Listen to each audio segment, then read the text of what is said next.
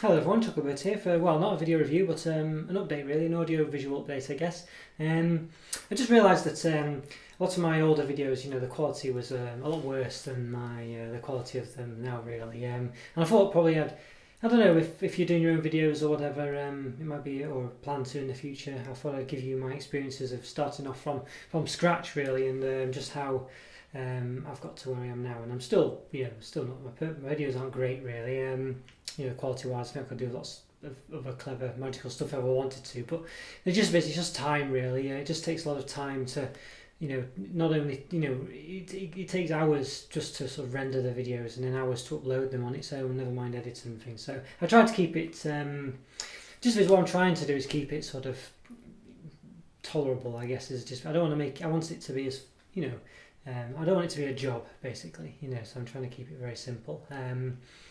I thought right from the start really, I started off not really having any experience in audio or visual editing or anything like that really, so I just thought I'd jump straight in and not really worry too much about it, because otherwise I'll never do it. And sometimes you need to learn just from doing it really, don't you, anyway. So basically I started off with my webcam, I think it was, and Microsoft Movie Maker. I might have had an external microphone as well. I think I did, I had an external microphone at that point. I think I got one especially for it really, but I needed a better one anyway. So I was recording with my webcam and Microsoft Movie Maker as my editing software. And it was terrible really. I think the webcam was stuttering all the time. I don't know if you remember my old videos, it was really stuttering. The sound wasn't very good. I think I had to kind of, I don't know what it was, I think just my camera, I think my recording equipment was okay, but I think it was Microsoft Movie Maker was a bit, I don't know, stuttering in itself, and it just made it difficult really. So I had to sort of upload both the audio and the visual files onto Movie Maker and match them up by the sort of wavelength of the sound, which isn't very scientific in Movie Maker. You kind of look at it from a very, well, basically the closer, you can expand the sound file to be very wide and huge, so you can see it very narrowly. But with Movie Maker, you're seeing it from a very far away perspective. So the gist of it is, you're not very accurate when matching them up. You have to just do it at a very visual level. If you could zoom in on the sound waves and see, at a very lower level, you could match them up a lot more accurately. So there was that problem. But Movie Maker had a lot of good things in it. Had a lot of good transitions in it. It's free to start with, and it comes with, well, if you've got Windows, it's free. Although I think they've changed it now for some I think Windows 10, it's not there or something like that. So that was another problem I had. I think when I upgraded to Windows 10, I lost it. There's some other things, it was very pernickety really. One version's better than another, and the upgrades remove some old things, so you've got to kind of stick with one side. So while it's okay, it's very fussy, for want of a better term. But it does have those transitions at the front, the text coming on. It does all those for you. It's very simple. That's the best thing about it really. And then it's free, but it's a bit problematic. So I always had in mind that I wanted to do my top 10 or top 50 or top 100 video chocolates or whatever. So with that, I knew I needed more impressive transitions for that, and this, that, and the other. So I was always looking to move on from Movie Maker really, because it just was a bit too, it just wasn't good enough for that kind of thing. To put in you can't put captions in. You can only do sort of, I don't know. It's very. I mean, you might be able to sort of, what's the word? Not break it, but you might be able to sort of do things that it's not intended to do to make a caption appear. But you can't really do it. It's kind of a bit of footage before you can't place, as far as I know, text on top of other bits of footage anyway. Or if you could, it was problematic and a pain, and you couldn't do anything clever with it. So that was where I was there, and I think before then, before I moved on from Movie Maker, I started using my mobile phone. I'm using my mobile phone now actually to do the video recording. It's not perfect, but it doesn't stutter like my webcam, and I can, obviously I can look at the footage now, so I can see, basically what I'm recording. So that's useful. But the quality of the front-facing camera or whatever isn't quite as good as the other side, but I can see it in this case. I would like to move on to a better camera at some point, so I don't have to, because things when I'm trying to point at something, There I'm pointing there. The camera's in the bottom left of the phone actually. It doesn't focus in on it. You know, I bring something very close. I haven't got anything to hand really. You know, it doesn't really focus in on it very well. So, you know, I don't know if I can't really tell. It's kind of still focused quite well on the back. You can still see my face quite clearly. It's not focused in on the thing close to the camera. So you know, there's problems like that really. So I can't point any of any text or anything like that. It's a bit difficult to do. So I'd like to do that, but then of course, if you do change from you know to a DSLR, whatever they are, you know, camera or something, do you get the viewfinder on the side so you can you know, watch yourself being recorded? Because it's important I can see what I'm doing really. Maybe you do, maybe you don't, but then they cost hundreds of pounds. The phone's not cheap either, of course, but you have a phone anyway generally these days. Because the cameras, you know, I'm not really into photography and things. I don't have a reason to have an expensive DSLR camera. So then if I bought that, would it be better than what I've got now? You know, so it's this one thing I'm not sure I'm going to go for here. I don't think I want to spend £100 on a camera. You know, so, but there are issues with using my phone, which I'll come to in a second. But yeah, I think before I do that,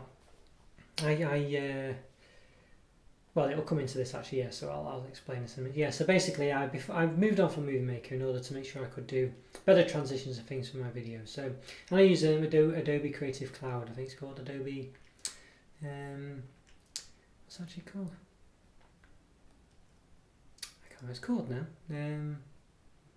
Visual Studio, I think it is. Adobe Visual Studio. Yeah, I forgot what its name. Sure, it's Visual Studio. You know, they make Photoshop anyway. So Visual Studio, I think it's called, something like that. And it's Creative Cloud version. So it's a Adobe Visual Studio Creative Cloud or whatever, or CC. And basically that enables me to do lots of more clever things. I can really zoom in on the way that's matching up the sound perfectly. This, that, and the other. Yeah, I'm trying to think. Did I still have my?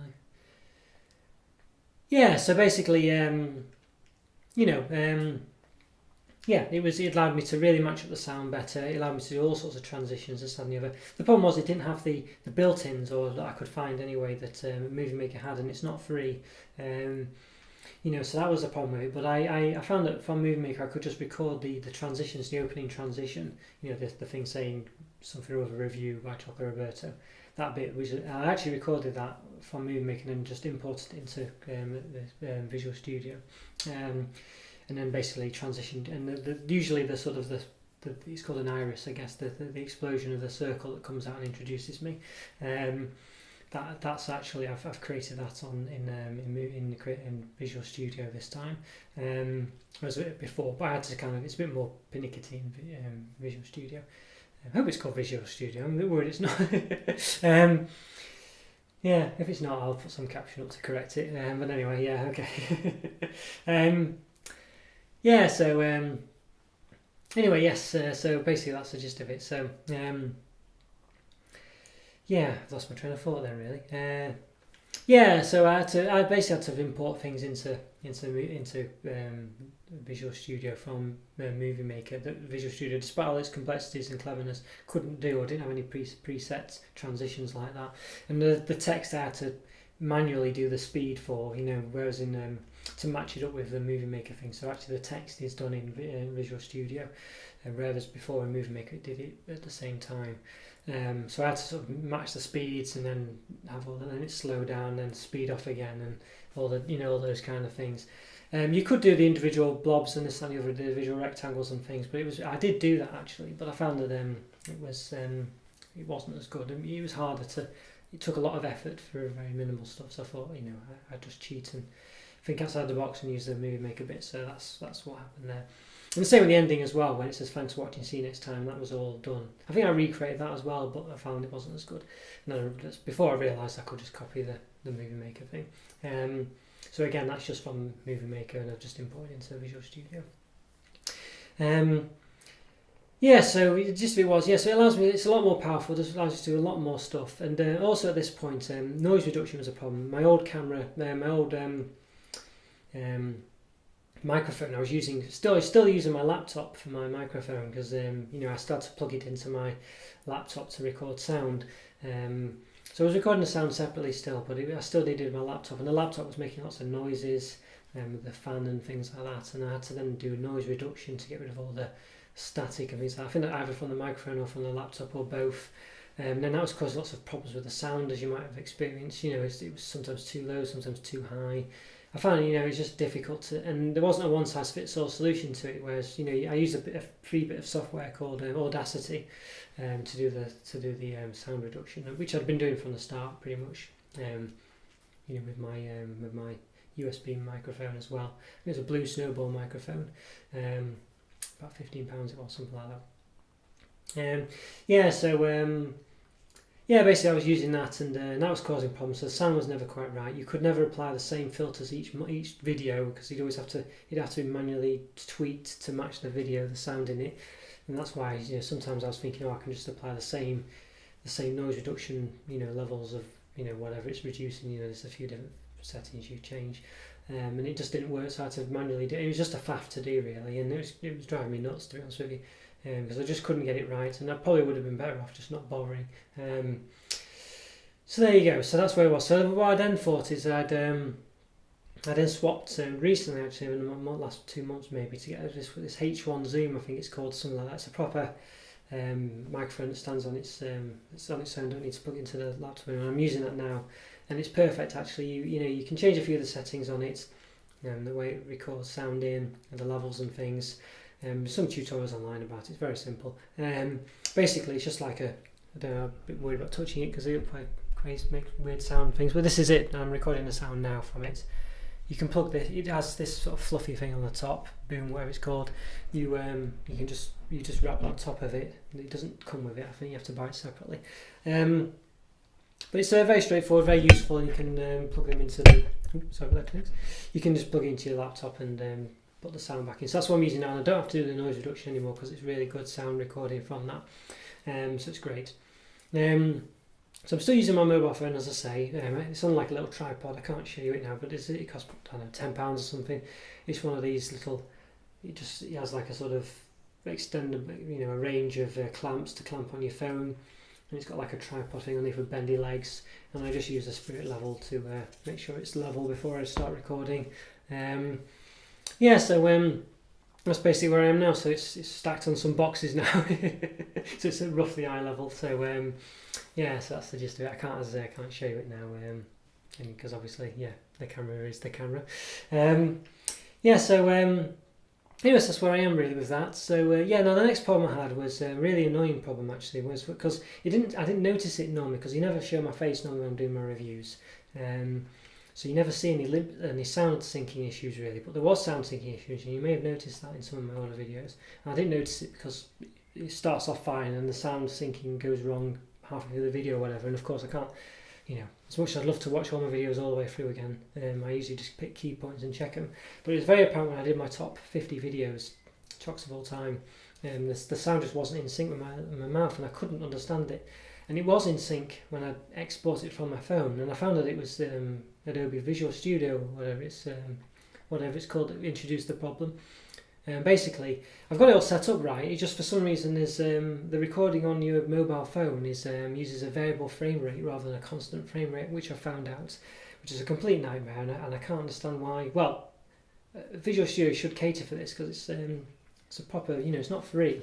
And it doesn't, and I don't know, for whatever reason, on the forums people are saying, if you're serious about making videos, you shouldn't be using your phone and nonsense like that. But then, this product should be catered for all things. It has so many features in it. Why does it not cater for mobile phone footage?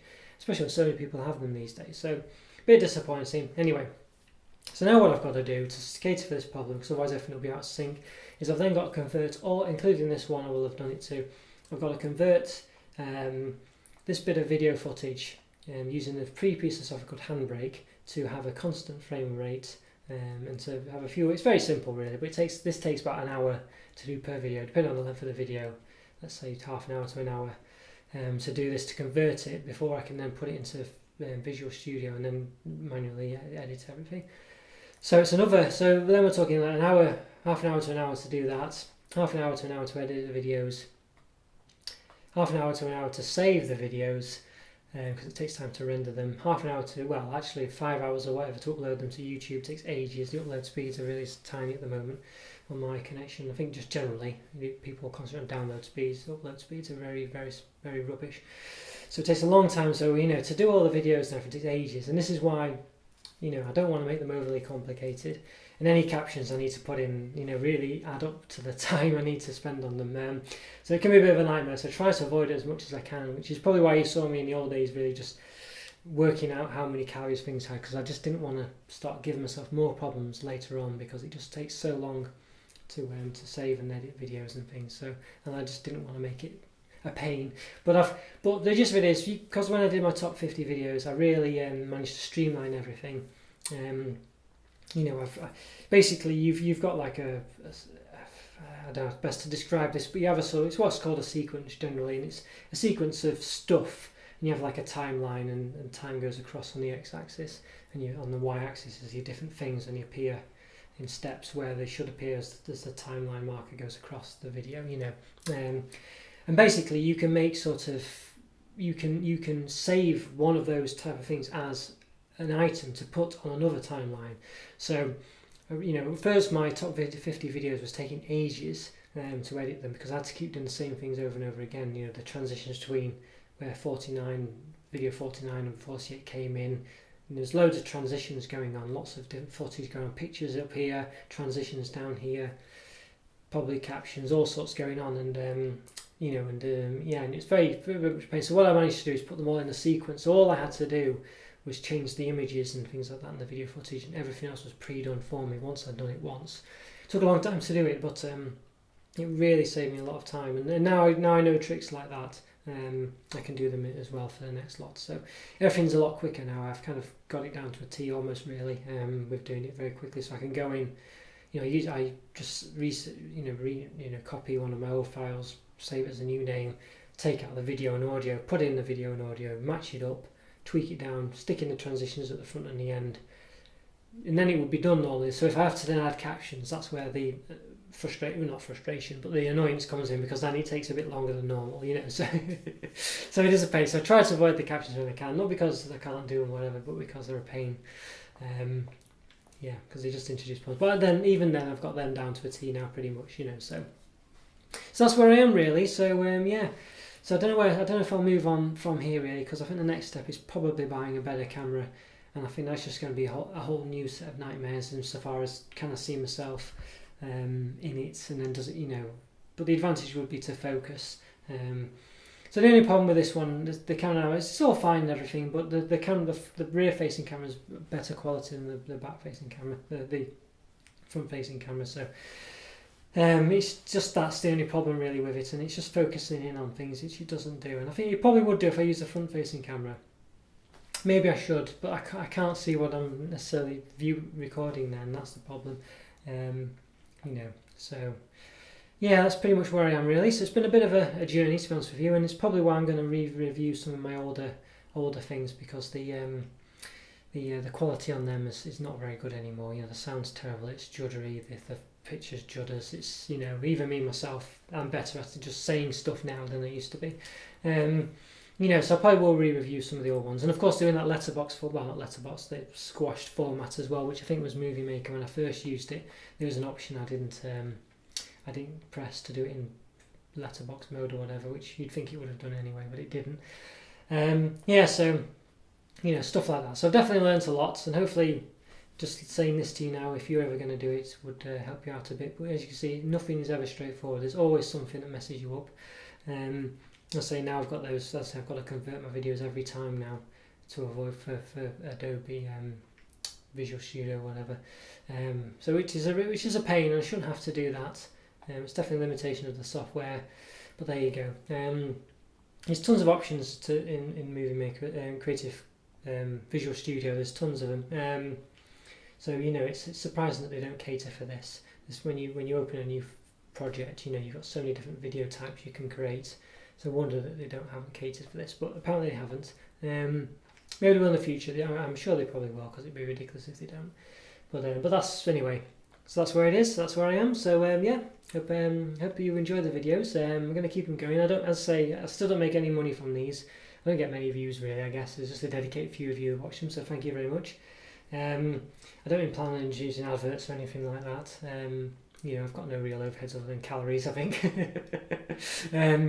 So yeah, you know, so that's the only thing really. So you know, I enjoy doing it though. It's just I just try to make sure I don't make them overly complicated, and then it would become a bit of a chore to do. So yeah, trying to avoid that really. But yeah, keep your suggestions coming. It's always great, and keep your comments coming as well. It's lovely to hear from you all. We'll try and do more and more different types of chocolate. I want to do more, less commercial types, you know, more independent brands and things. I just wanted to get the commercial ones done first because I think they're the main ones as such, you know, ones that people all know, and then I can go on to other things and do a bit more special stuffs. But you know, I'm always willing to, you know, do anything, you know, anything people have got suggestions for. I'd love to do them, and yeah, as I say, I just want to make sure that I keep doing stuff that you're interested in. I know I've got a lot of Finnish followers after all the Phaser chocolates I've done. I don't think Phaser have done any new ones lately, so I'm trying to look for new ones, or ones that they're a version of the Oreo cookies and things that they do, stuff like that. So I'm looking for things, but yeah, I think I'm kind of caught up with them for the moment. I think there's a hazelnut one I've not done, but I'm not a massive fan of hazelnuts, so I'm not running to get that one. But maybe I will, who knows. But yeah, so that's why. So I do apologise for that. But hopefully I will get back to doing some Phaser chocolate soon. And of course, you know, yeah, I've got a couple of people who follow me on Twitter from Germany, so they're mentioning some German chocolates, so I might be doing them soon. So that's Dee and Karen, so hello to you too if you're watching. Yeah, so there we go. And of course, I think you just saw me do some Cadbury's Easter cake selection box that Luke Carrigan suggested as well. So definitely, if you do have any suggestions, I will do them. It's always great to hear from you. Yeah, I'll say unless there's something crazy, you know. Yeah, obviously, you know, there's a limit to what I will do. But there you go. Okay, well, hope this found this interesting, and hope it obviously if you do videos yourself, it helps you out. I think you've just got to jump in there really, and then move on as you find the problems. But there are solutions to them, and yeah, so there you go. Okay, thanks for watching, guys. As always, follow me on Twitter, subscribe, and like my videos. And I'll see you for some reviews soon. Bye again. See you later. Bye.